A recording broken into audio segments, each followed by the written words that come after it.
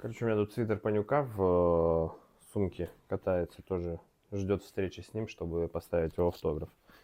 И вот все эти, так, свитера, так, это мой свитер, все эти свитера Кевина, не распакованные, мы их закинем. Ну ладно, один распакованный, я его таскал. Но я думаю, Кевин сильно не обидится. Вот, так что нам надо будет, это вот свитера 20-летние, именные, которые клуб делал на юбилей. Все еще Нур-Султан. Да, со всеми вот фамилиями игроков, которые когда-либо выступали за команду. Игрокам они очень понравились, игроки себе заказывали такие. Если мы до Кевина не доедем, на OLX я их выставлю, чтобы они больше не лежали у меня. То, может, кто-нибудь купит себе. Жень, тут собаки лают. Это что вообще за место? Гав-гав. Я, честно говоря, 7 лет живу в Астане, первый раз в этом районе. Кевин сказал, у него тату-салон на... Поэтому мы приехали.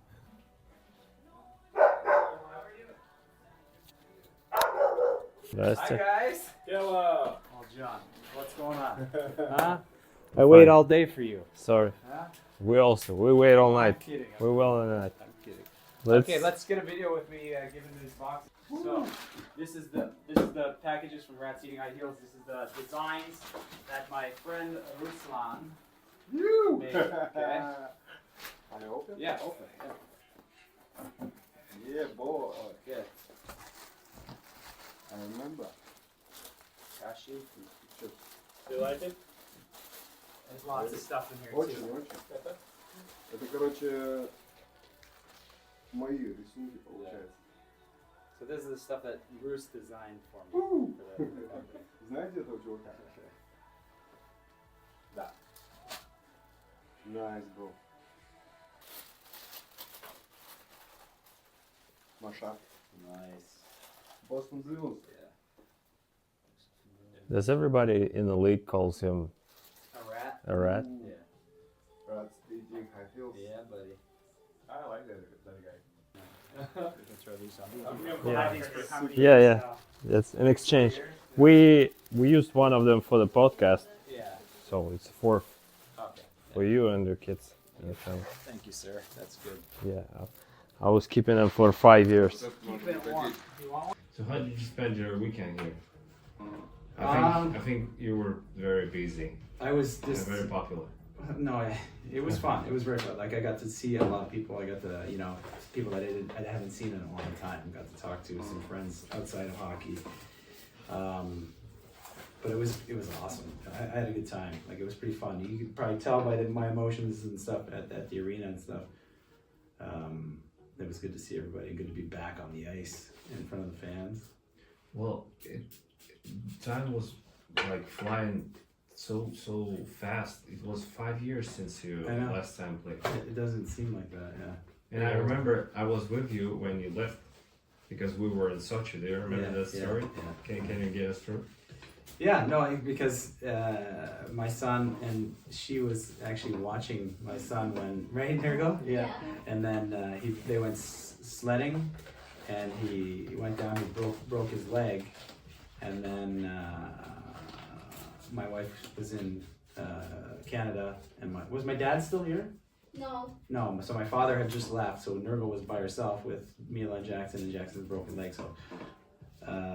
That morning I talked to Skavelka and I said, I think I need to go. He's just like, maybe after the game. And I said, okay, so I could finish the game. But the whole game I was nervous. I didn't, you know what I mean? And Stacy just started to get, like that's when she was getting sick. So after the game, the finish, I got out of there and they're like, only if you come back, we can go home. And then, You never did. Bye. No, but then I could get back to Canada and Stacy like in bed all the time. She can't take care of the kids, especially with Jackson with the broken leg.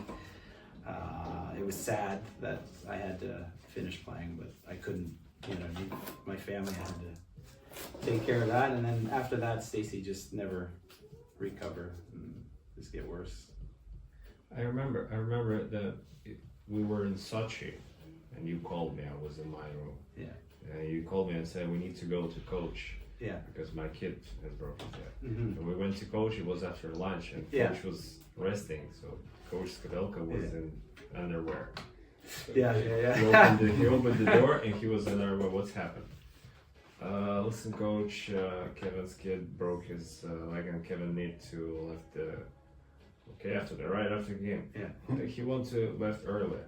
Well, he may left earlier, but our flight right after the game directly to Astana. And if he left right now, he's gonna fly to Moscow and then to Astana. So we will take a longer time. So he needs to play his game and then he will fly with us. That's why he's coach, right? Yeah, that's why why he's coach. he's a smart one. Even if in tough situations, he always composed and cool. He was a good coach. Yeah. And Kevin just connected me with Stacy, his wife, and he said, I'm gonna go on a warm up. That's Stacy's number. Yeah. Be with her. And okay. I've been doing my job, and at the same time, I've been talking to Stacy, and Stacy was stressed, very stressed. And the third body was the local hospital, because they were informing me what's happening, and that was first experience for me. I'm in the game. I should prepare for the game. Focus on the game.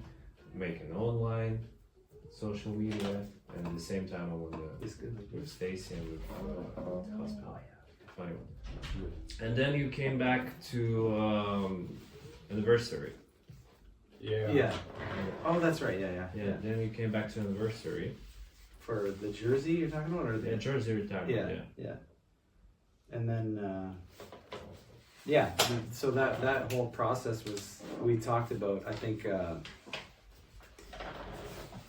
right after I retired, I think the next season, one young guy tried to wear my jersey, number 38. Do you remember? What's his name? I forget his name. I don't know, but Darren called me and was like, hey, this guy, I thought like they're going to retire your jersey. And I said, yeah, I think they're going to retire my jersey. It was like, when they retire your jersey, nobody can wear your number. And this kid was trying to wear my number. So Darren, captain, went to Vadim and said, listen, this guy cannot wear 38 because they're going to retire it for Kevin. So the kid had to change numbers. I was dying that. Do you remember what kid it was? No. Well, I'm trying to remember. Yeah. Is he the local guy? I think so, yeah. He was wearing it, not in the season, but in training camp to wear it to the next season, yeah. Oh, okay. I remember when Colson came to the team, and he took 27. the 27, and he faced some, how would you say, backlash from the fans, for wearing it because Bocha. But then he kind of proved him worthy for that year. That season he had a really good year. I think he scored like 15 goals. He had a good season. And he's such a tough and passionate guy, and he fought a lot. Yeah. Do you remember when he knocked it out? Petrov. Yeah. Against the winner. Yeah, that's right. Yeah. In Astana. Yeah. And then so then that whole situation was they want to retire jerseys. I didn't know at first that it was going to be everybody. So flying, my dad wanted to come, and my brother wanted to come. So that was a fun trip. The reason Colson took 27, it's because his wife and his daughter birthdays are on 27. Both. Yeah. That's why he took it. That's understandable. Yeah, and first season, he got a lot of hate on Pullman, I think. Yeah. But when he left 4 seasons after, everybody was very sad because he was really passionate. He was, He was dedicated to the game. Excellent specialist in shorthanded situation, killing. So, and right now he won a cup. Yeah. Yep. Just this year, and we are really happy for them. He's and his wife actually from Kazakhstan. He used to play for Piral's team before Boris. So he came to Kazakhstan the same year you came, 2009. Oh, he did? Yeah, he played in local championships, and then in 2017 he joined the Boris. And his wife actually from Taras. It's a small city in the south of the country. Okay. So he may easily call Kevin. Yeah, and when everybody on the vacations fly to Dubai and etc. Pavel flew to Taraz and he was all the time there. He was hanging out with his family and stuff. Yeah. No, I agree. He shouldn't have gotten any hassle for wearing the number 27. He is a good, like you talked about. He played with a lot of good motion and a good heart on his sleeve. But that's just, you know, sometimes that happens when you had such a, you know, great player like Bochenski, leadership, and everyone wants, you know, you have to respect some players and some older players, but it worked out. You were in the locker room. I'm ready. Let's go, Roos. Here we go. First tattoo. So, speaking about jersey numbers, I've got this fan, the old fan of Boris, Aidos. His name is Boris. Aidos, and his nickname is Butcher. The Butcher? The Butcher, yeah. He's a nice guy. Yeah. He's a wholesome guy. And he was the one who always supported me like 6 or 5 years before, prior to this time. He was the one of the guys who always supported me about covering and everything connected to block. So he told me a very nice story about you, actually. About me, okay. Yeah, and so him and his wife, she's a big fan of Bochenski, number 27, and he's the biggest fan of number 38. Okay. Right? Yeah. And they're always like poking jokes at each other's. So back in 2021, it was her birthday, and he got her cake. She turned 38. She put the Dallmman on it. Yes, I like the Butcher. Oh, I know Butcher. Yeah. Can you imagine? That's awesome. Now, did she do the same for him? Did a Bochenski cake? Or but that's great. That's great. For Bochenski, it was already late because he obviously older than 27, right? Oh, true. Yeah. That's perfect. I like that. So that's a good. I guess he won that. He won that battle so far. The poking fun. That's a good prank. That's a good one. Should have put her face in the cake. Yeah, and he was pretty sad about. He didn't know that the show is on Saturday, and he was like, town? Is he out of town? Probably, but he didn't know about the show, and he was very sad that he didn't meet you and say hi or picture or autograph. What I can do is I do have one hockey stick left. Is that okay if I leave it with you and we can get it to him? Because I probably won't see him. Yeah, it would be. Yeah, absolutely. I'll get him a hockey stick. Yeah. You'll find it on the OLX. in 1 week. And it got more expensive, right? Yeah. When did you get the dogs? How old the dog? 3 years. 3 years. Yeah. I heard that you have a lot of them on the ranch. Yeah, and everybody I know in Kazakhstan knows that they were rescuing a lot of animals and finding all the animals and stuff. So they still do that in Texas. And Nurgle used to take Ava all the time to look for animals and stuff. But now we have 7 dogs, about 7 cats. Like 100 chickens and turkeys and ducks. Yeah. And then our neighbor has like a horse ranch there. Some cows. I think that's it. And my son Jackson has a lizard. A lizard? Yeah. And then they find snakes all the time and they pick up the snakes and play with the snakes. They're just... How big the ranch is? No fear. 38 acres. 38 acres. Yeah. 38. It's a lot. Once again, 38. Yeah. 38. Really? Yeah. Там можно заблудиться, да? You can Get lost there. You get lost, yeah. There's a big pond. We got fish, like big fishing pond, big creek with lots of fish. So Женя told like this morning we were speaking about are we doing this or we're not, because we know that you're pretty busy, you not being here for a long time, and obviously a lot of people want to see you and meet you. And John said like he probably very tired, and I told him like, well, I know I saw the podcast and I know that he lives on the ranch, and probably it's not happens too often to you, right? Because you're up there, and there's like not many people, more of horses, chickens, right? And you got this serenity, right?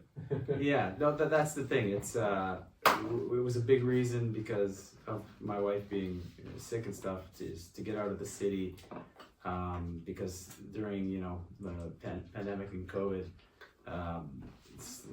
they locked everything down, schools closed, all this was a problem. So we decided that Texas was a place that, not that they didn't care, but like they want you people to live your life. You know how to live your life, you live your life. So I was like, let's find something where we're out of the city and there's nobody there, and it's just in the nature, because Stacy's always been like someone who likes to be outside in nature and peace and quiet. So we found this place, and it's nobody comes down our street in Texas. It's nobody but UPS and FedEx. That's it. UPS, FedEx, and that Elon stuff. Oh yeah, Starlink. Starlink. So right before that Spit Chicklets podcast, my neighbor, who, by the way, after I said Spit Chicklets, and he taught me how to do a lot of things, because like I talked about on the podcast, is like I didn't learn how to do a lot of things. It was only focused on hockey. I could have learned things, but I was just too busy, playing hockey, having fun, kind of doing my own thing. And then after I retired and moved to Texas, this neighbor, unbelievable guy, just taught me how to do everything through like a car, changing tires, the oil, all this stuff. Helped me get on the roof and put this internet satellite Starlink on my roof so I could do this podcast. He was, he's been a good help.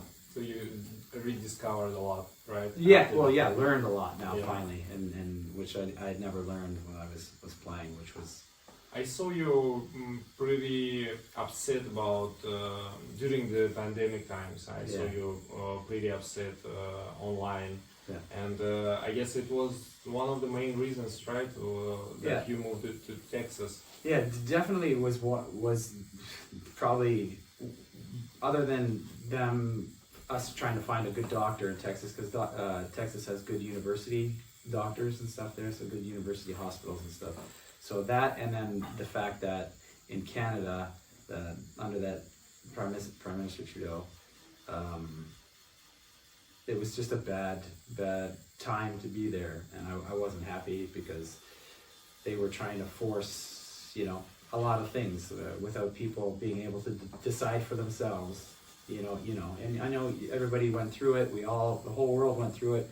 It just wasn't something that I wanted to be around anymore, and that's why we wanted to get out of the city and kind of get to somewhere where nobody can like tell you how to live. I read about that's some pretty bizarre stuff that they even blocked the bank accounts of the people. So I never heard something like that in the world, even in our places, right? So he went. It went too far there. They took it way too far. People were just, people were upset. They were trying to they still want to make money, earn a living, but they said if you don't get certain things, you can't work. And people were very upset. It's understandable. You should not have to do things to be able to work, I feel.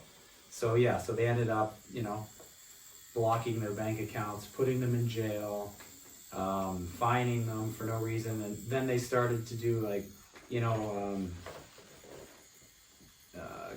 make money. Like, what's the website where you make money? GoFundMe. GoFundMe. So people started to GoFund for these truck drivers and for people who were losing money, not working, and then the government started to find those people who were giving money to GoFundMe. They were taking their money, closing their bank accounts because they were helping. Madness. Yeah. And then, so it was too much. So we thought it was in the best interest for us to, try to stay away from that kind of stuff. And it was frustrating. And I maybe let my emotions, out too much on the internet, which, well, when you locked up in the apartment, I guess you have to express yourself. Yeah, and you just want to know. I just wanted my children to know and people to know that you can speak up if you have some sort of platform. But after that I took a lot of backlash too. People were upset with me, even some friends and family. Lost a lot of friends and family because of my opinions and my beliefs and that kind of stuff. But the main focus was because Stacy did get injured from a tetanus vaccine, so that's why that started her getting sick, and that's why I was so upset because they were trying to force this new drug vaccine on people. So let me know if it's too much personal, but how's Stacy right now? I was just talking to her later on. I was telling you, John, that we're gonna meet this nurse with some medicine that she wants to talk to kind of see and find out what it's about. But she's been living in New York since the summertime, and we're in Texas. But she's been there getting daily IV fluids and medicine and vitamins through that. But she has some okay days, some bad days, but mostly she's laying down in bed for the days. But the kids miss her. She misses the kids, and that's where we're at right now. So hopefully that in the next little while we can find some sort of doctors and medicine that will start to help her out. But she knows now more about her body, so now she can understand what she needs. And it's not as bad because now if she feels like she's going to get worse, she knows how to kind of take it easy and control it instead of, getting worse and going to the hospital, because the hospitals at the same time were not really helping her much either. It was more stressful going to the hospitals. But we have a better grasp on it now.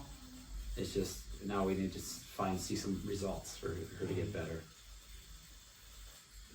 That's where she's at. Have you tried some untraditional methods? Or traditional medicine?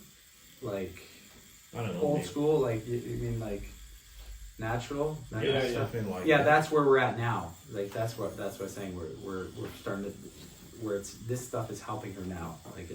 So now we're starting to see her being able to get out of,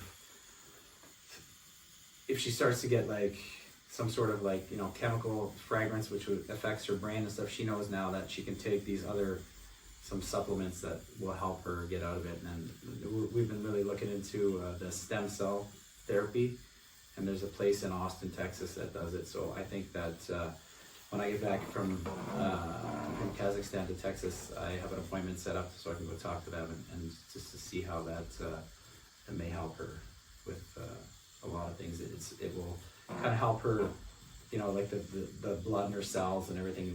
We don't get new cellular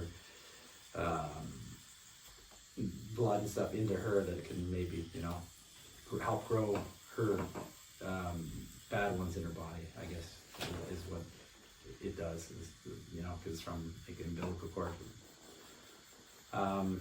Other than that,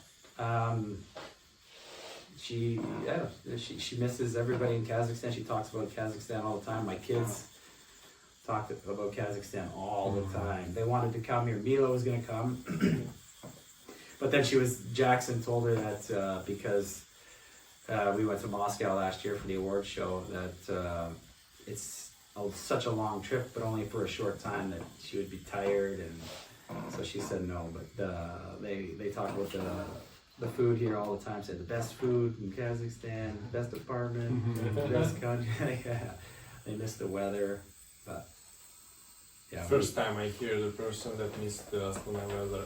because living in Texas, it's hot all year round. So they like the snow and like to have fun in the cold, ice rink and sledding and all that stuff.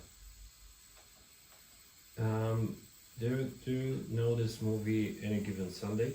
Yeah, American football. Al Pacino. Yeah, there's a line that probably Al Pacino said during the movie that he misses the locker room and all this stuff with players, coaches, flights, emotions after the matches. Yeah. What do you exactly miss after your career? Yeah. So at first, I didn't have that feeling. You know what I mean? Because I was so quickly immersed into state, like I have to take care of Stacey, I have to take care of the kids, I have to take care of all this stuff. So I didn't have an opportunity to, you know, miss that kind of stuff. But as, you know, things calmed down, we pandemic too, the same thing. It was just too much going on that it didn't reflect on, you know, my past career and everything like that. So as time passed on, you know, my brother starts, you know, bringing up memories and stories like, oh, do you remember this, playing like this? Then it starts, you know, you get that like nostalgia, you kind of remember those things. And then not till obviously coming for the jersey retirement kind of brought back a lot of good feelings too. And then I played in a hockey tournament before I came one tournament, and being back in that, you know, in that atmosphere kind of gave me that itch. But Saturday, Yeah. and being here was just like, man, I want to come back and play again. Like this was, but yeah, and then, but just, that's it, missing the camaraderie with the guys, you know, going out, not necessarily just going out and being crazy, but like going out for dinner, being on the road, you know, you're all together, you're all in the same, you know, same atmosphere, same battle. Next game, we're getting hurt, but we're still battling together like brothers. That brotherhood is just, it's unmatched in anything else. Like me being in Texas, you know, by myself, and then meeting my neighbor who's doesn't know anything about hockey, but still, you know, comes over, tries to talk about hockey, and that, you know, brings that feeling back too. So it's just that just like in that movie, you know, you miss that, and when you're back in it, it gives you that, you know, that jolt of that feeling and how much fun it was. But I played so long, and you know, had such a long and good and fun career that I miss it. But at the same time, I lived it. It was unbelievable. Like I'm so grateful for the guys that I met, the teams that I played on, the fans, the friends. Like they're always going to be, you know, in my heart and thinking about them. But I need to focus, like family and kids and stuff like that. So it's good to have those feelings. They'll come back all the time, especially when we're sitting around, we're talking about stories, we're talking about, you know, all this stuff, and that's where I'm at. It's good now, but I don't, you know, I don't regret not, you know, having to retire, or I don't regret anything that I did throughout my career. The only thing I do regret is maybe not drinking so much, but, but that's it. Yeah. You obviously watched young guys step into the first team. You remember, of course, 2015 when Nikita came up to the first team. You remember 2017 when Ori. I remember this small episode. We were in China, 2019, and Ori was about to left to Canada to participate in World Championships. And you came up to him in the locker room, said something to him, and Ori was smiling. Like Kevin came up to me and said something good. And Ori and Nikita won the cup, and Max as well. I don't think you remember him, but anyway. And Ori was top defenseman. Yeah. He played 20 minutes per game, so he's the main guy in defense. So have you texted him? I talked to Ori quite a bit, just through like Instagram messages and that kind of stuff. We're always like, how are you? Like, how his family? He asked how my wife is. I asked how his wife, and he has a child now, right? Yeah. Yeah. So, and but when he came, when Nikita come in too, to the team, you could tell when there's, you know, a prospect that's going to be good. Maybe not right away, but in like the next couple of years. Nikita was that kid that had a lot of skill. He was like this, you know, Datsuk, where you can't really hit him because he slides away from it, slanky kind of thing. But when Ori came in, he was a good skater, like top skater. good hands, good shooting, smart with the puck. So right away, he was one of those guys that you could tell was going to be like a top defenseman in the KHL. And I thought maybe that with those two guys, even with Starry, when Starry first came into the league in the KHL, those guys could play in the NHL. And I wonder why they never had that. Did they have any opportunities to play over there a little bit? Starry told us on the podcast that he actually didn't have any agent back in the days. Oh, okay. Yeah. Was it tough to get agents here? Is that why, or? I don't know, but he's the from Kanadu, Yeah. right? And they played like different Yeah. different ways, and they didn't have. It wasn't widespread. Не распространено. Not used to. Yeah, Not popular. not everyone had an agent. It wasn't so popular back Yeah. then, and he didn't have the agent that would brought him to Right, NHL. but Antropov, right? So I mean, you couldn't maybe if he had some agent. But when me and Antropov when Antro was here, we would talk too, and we would talk to Starry and be like, yeah, you should be playing in the NHL because from a lot of the players that I played with and against, Starry is one of the strongest skaters I've ever played with. Fast, his acceleration, how strong he is, his shot, his hands, like he's just one of those guys. He doesn't look like it because he's like he was like built a little bigger like me, like, you know, our body structure was different, but man, he could skate and he just never got tired. So I always thought he would be one of those guys that he could have really good success in the NHL. Well, Ori still have his chances. Yeah, He's he does, 24, and But that's what I even wonder. despite he's 24, he's a veteran for this league. He has almost 350 games. Already, I know. Yeah. Yeah. He debuted- Championship now. Championship Yeah, now. so it's good. He's got a good experience. I think that if he wanted to, or if he got this with the right opportunity, he could go. And I don't know if he wants to go. Did you talk? Does he want to go, or has he thought about it? They will fly here to Astana, and probably we're going to meet before the national team. We'll fly to Czech Republic for the championship. Yeah. So probably, yeah, he may have some thoughts. Yeah. And I believe he still hasn't prolonged his contract. So he's as a free agent right now, probably. So maybe why not? Yeah, he's the World Championship. There'll be good scouting there and Yeah. stuff too. But as for a defenseman too, like defensemen don't really get into their prime hockey. Like there's exceptions. Like you got your Cale Makar, you got your Quinn Hughes. Those are exceptions. But as a defenseman, like your prime best years are like 24 to 27. You know, that kind of age group. And he's right there too. So I mean, within these next couple of years, if he was to go over there, that would be the right time to go. If I think that he would have success over there. I wonder why. Maybe you can tell. So we have these examples like those, Yeah. like Dietz, and they're playing really good in KHL. Yeah. And for example, Dietz, he has two cups already, right? Yeah. Why they're not coming back to NHL? Yeah, that kind of situation too. Because I kind of went through it too the first couple of years, where you get a couple games, you get a couple years in the NHL, and then you're like you're borderline. So for me, it happened with confidence. I had a tough coach my last year in LA, and my confidence kind of got low. So I was like, a good opportunity, the KHL starting, I'll go over there. But for like same with DT, I think that he was not with Montreal and whatever NHL team he was up and down with.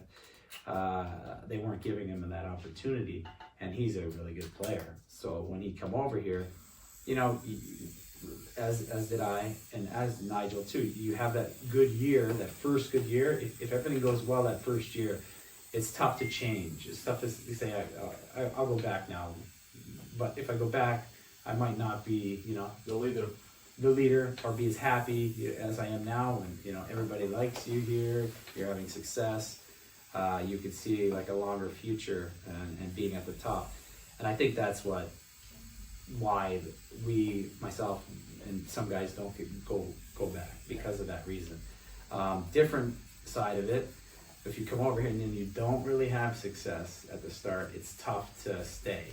So that's why then you would go back, or someone would go back or try to go play somewhere else. But it's all in how you go into where you're going to play. Where the change is, you have to have this open mind that, you know, it's not going to be the same as it was in the NHL. I can't expect it to be the same. So I have to, you know, you have to change and adapt to what happens. And Darren adapted really well, learning Russian, you know, marrying a Kazakh girl and all this stuff, and he kind of immersed himself. He put himself into that 100%, and that's why he's had tons of success. This is a smart guy, really good player, and gives 100% every time that he's putting himself in something.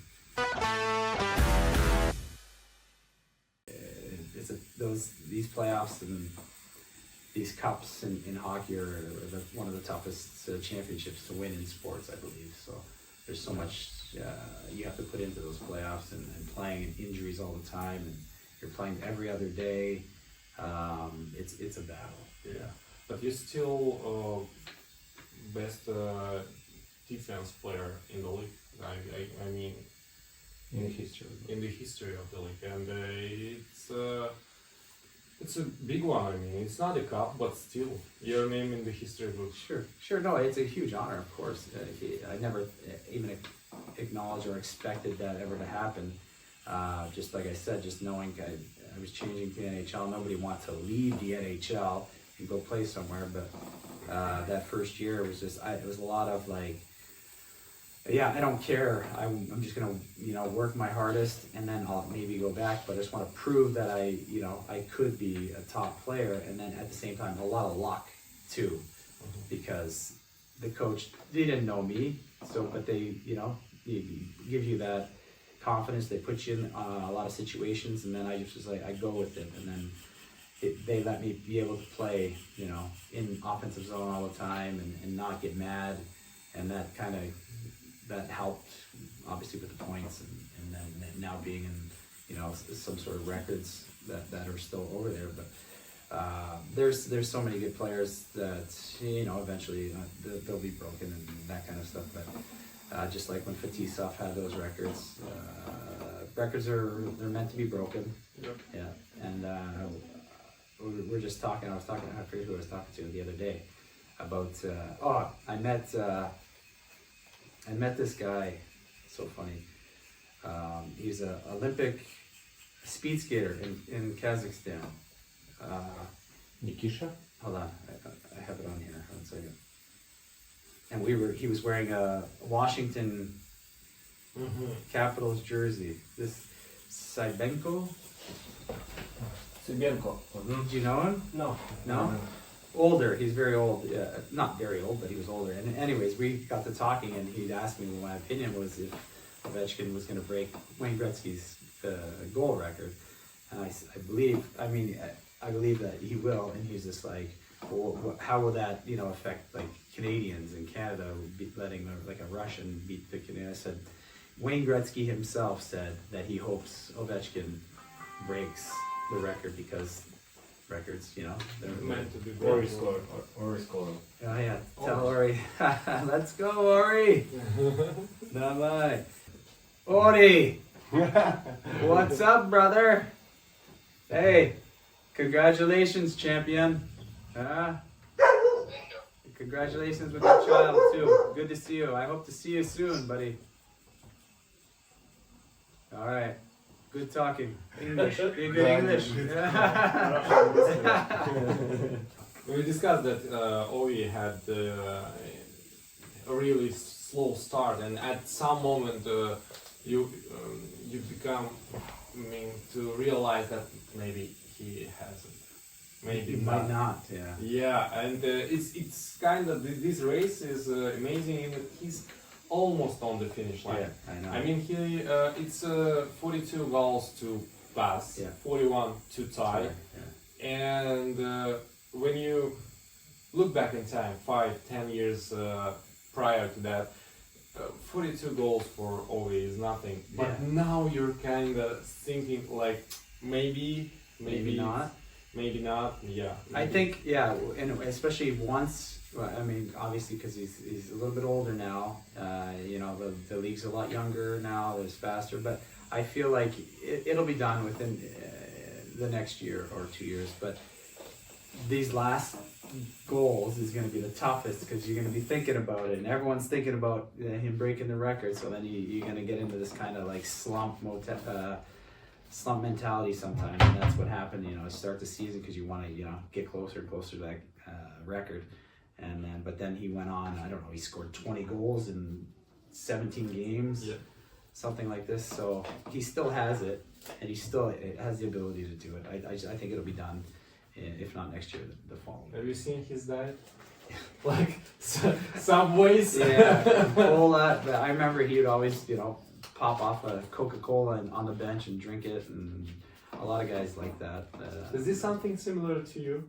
Sometimes, yeah. Sometimes you need to, you know, be unhealthy to kind of change it up. But after hockey, I was like, yeah, I was very unhealthy, so I had to get healthy because obviously Stace got sick and stuff like that. No, but during the hockey. I mean, Yeah. No, during the hockey is what I say, yeah. So I would drink a lot, you know, pop and Red Bulls and Yeah. obviously beer and everything afterwards. And but it's also like energy booster too inside a game. Sometimes when you're playing a lot, water just doesn't, you know, get you that jump or whatever, and then Coke, just chug it back and it gives you a little bit of energy. Red Bull gives you a little bit of energy and stuff like that. But it's hard.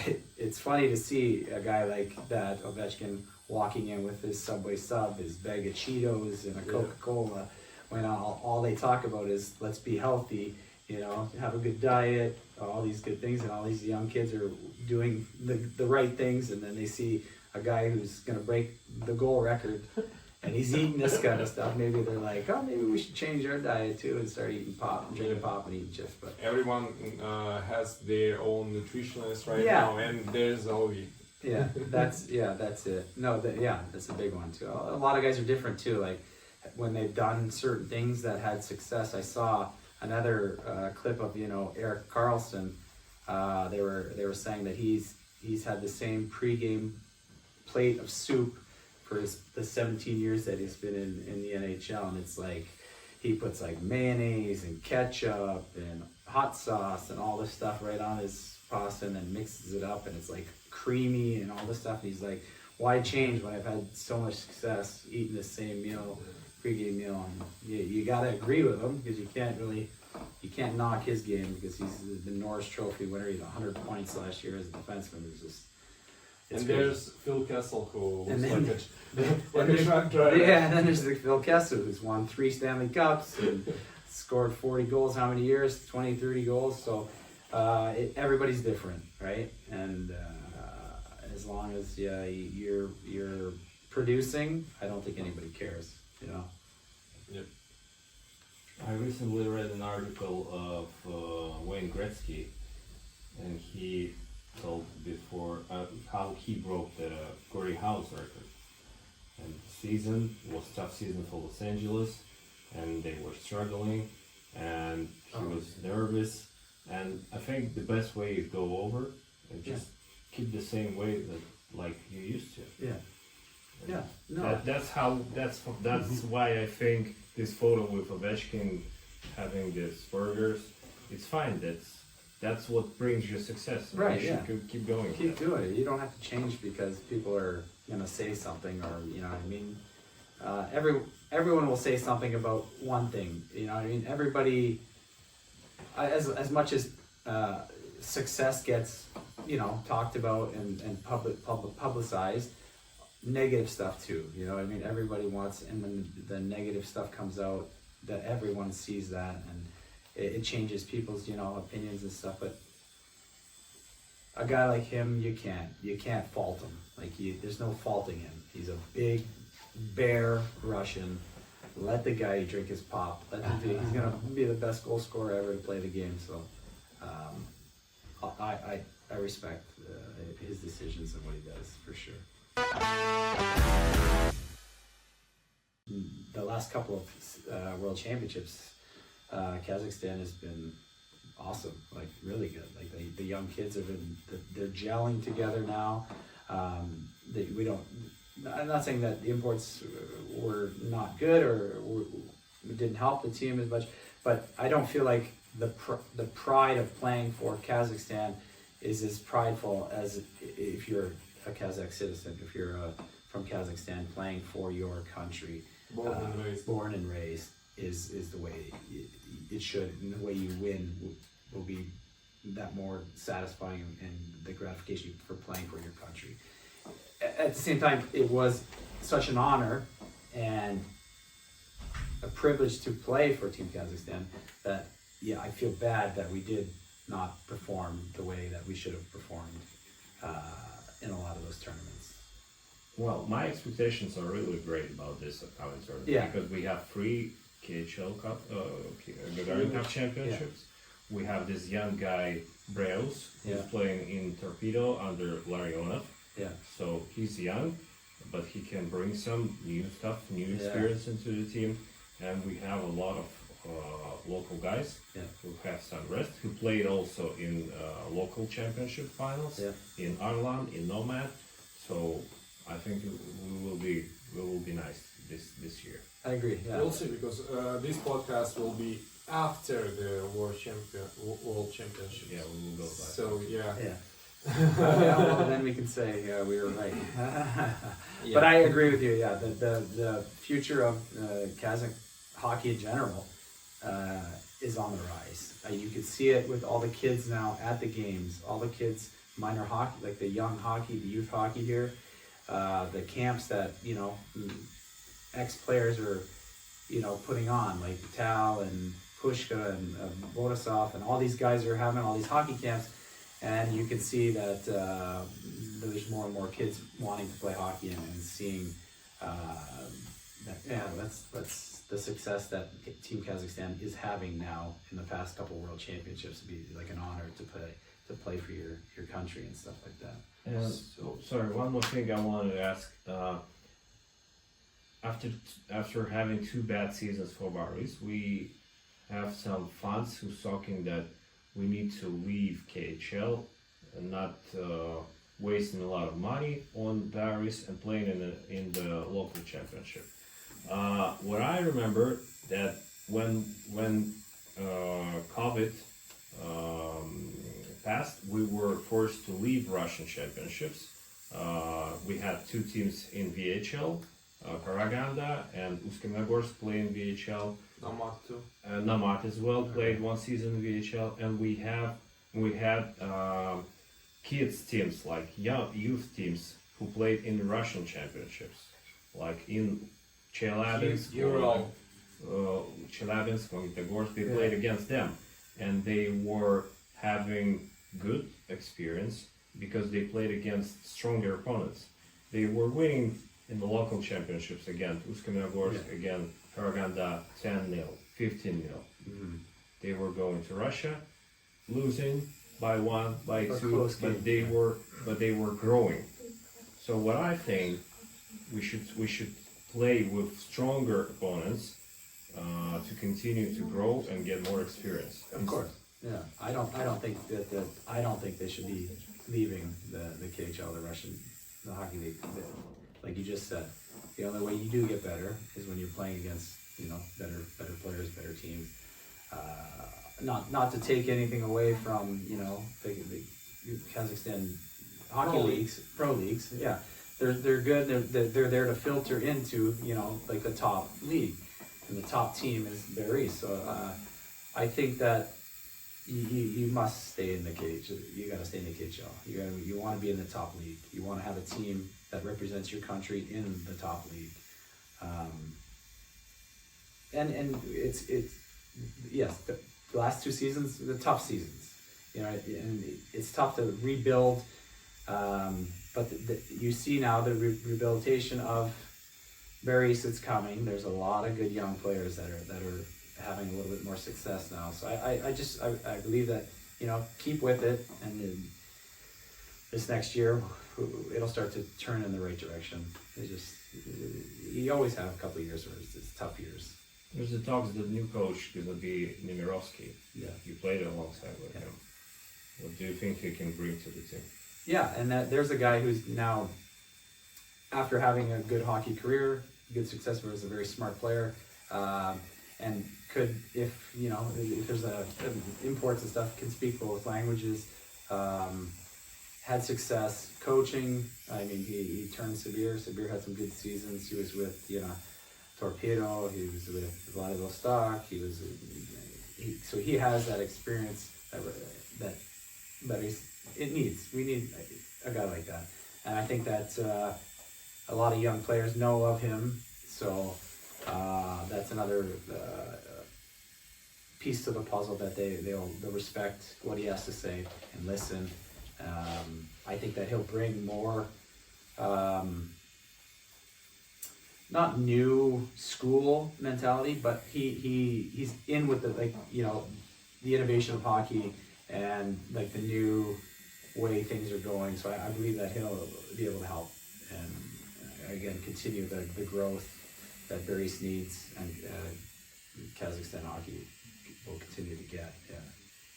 So, since you've been with the team last year on the World Championships, there's a lot of talks like, is Dallmon coming back to Kazakhstan? Maybe he'll be some way in the structure, in the organization, not coach, but maybe like director, maybe scout or something. And you're always saying like, I would like to, but there's a lot of uncertainty. Right.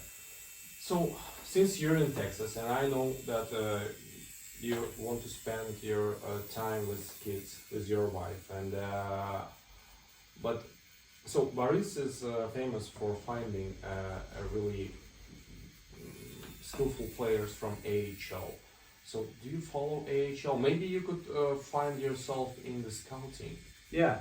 So that was another thing. So, and I recently, not so long as ago, like this past week before I came here, I reached out to one of my old agents, not Shumi, but also Shumi. We talked about this too. Maybe that might be something to do, is also, travel North America, young American League and junior players or whatever, and then just to try to bring them to see if they want to come over. And the flip side of that too is I saw that a couple of NHL teams are kind of lost or fired their Russian scouts and that kind of stuff. So on the flip side, I was like, oh, maybe I can work for a team over here, come over here, bring players back and forth. But going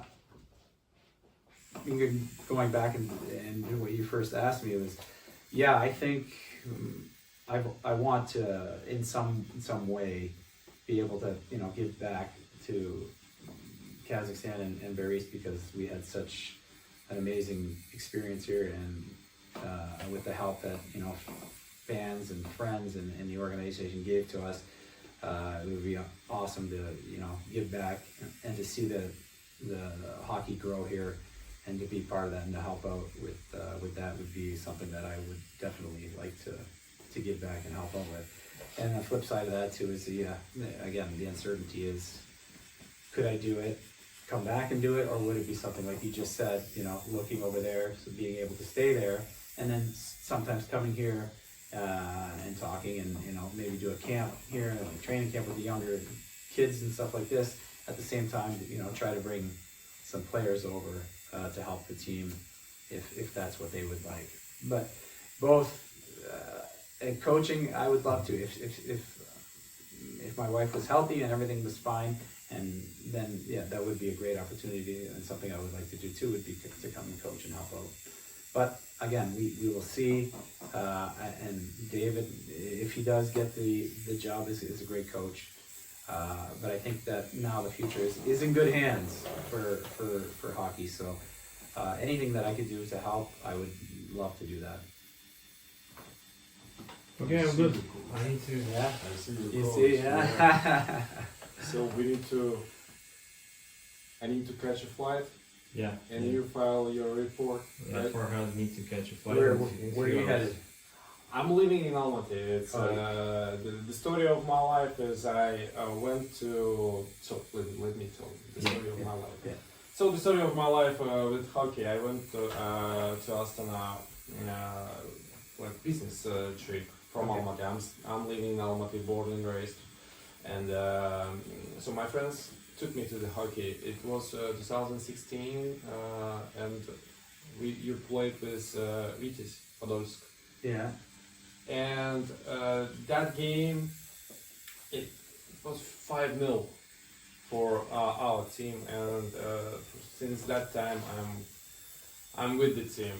And at one moment I found out that there's not so many media around the team, and I was like kind of upset about it, because I know, like, if you're comparing to football with soccer, if you're comparing the teams, like Paris and national team is much higher in the ratings, much stronger. I mean, we're playing in the championships, right?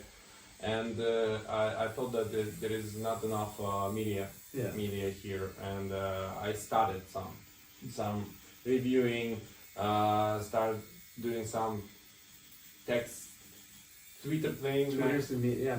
Did you know much about hockey before you came in 2016? Before you saw? I just know.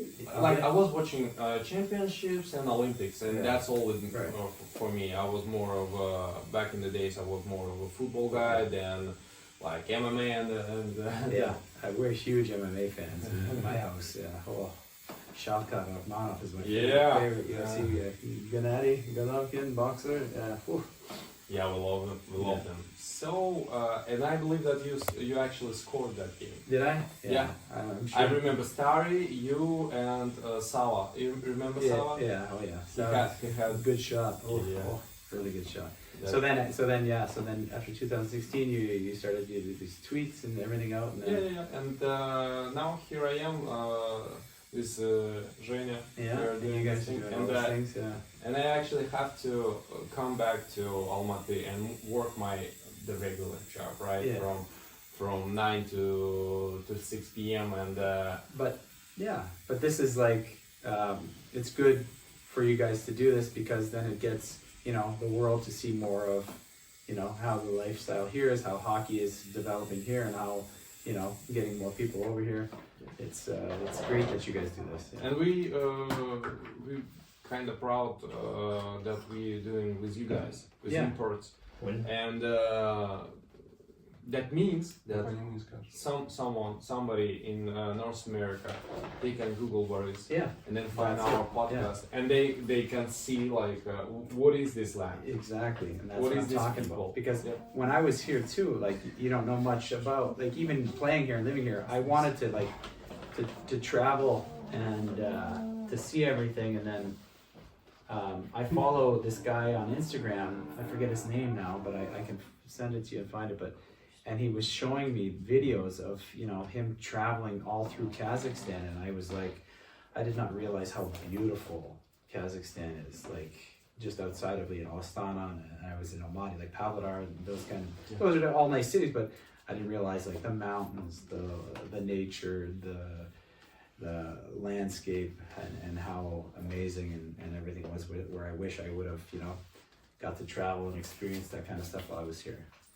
And I guess that's why we can see actually that you're genuinely love Kazakhstan. I mean, you're not just flew away from Sochi to Canada and then just disappeared. You're coming back. Yeah, of course, and I never it was never my intention to leave and not come back for that season.